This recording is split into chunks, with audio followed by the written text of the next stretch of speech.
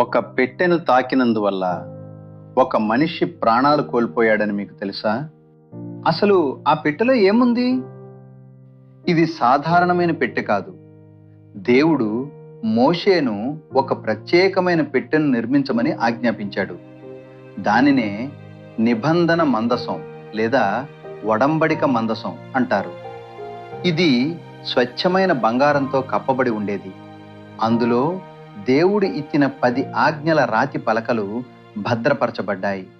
ఆ మందసం దేవుని ప్రత్యక్షతకు మరియు ఆయన సన్నిధికి గుర్తు.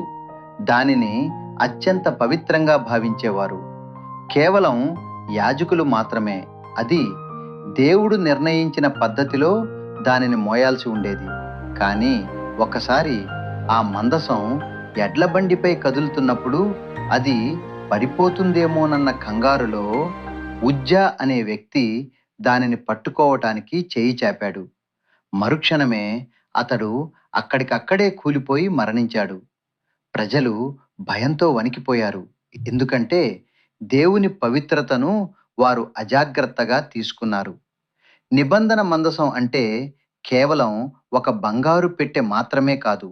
అది దేవుని సన్నిధికి, ఆయన పరిశుద్ధతకు మరియు ఆయన చేసిన నిబంధనకు నిదర్శనం.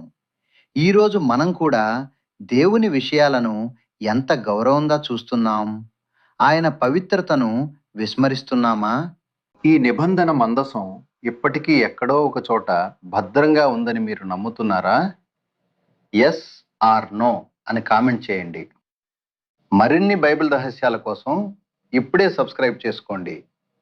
తర్వాతి ఎపిసోడ్లో వేవుల వారు వాగ్దాన దేశంలో ఏమి చూశారు? అక్కడ నిజంగానే రాక్షసుల్లాంటి మనుషులు ఉన్నారా?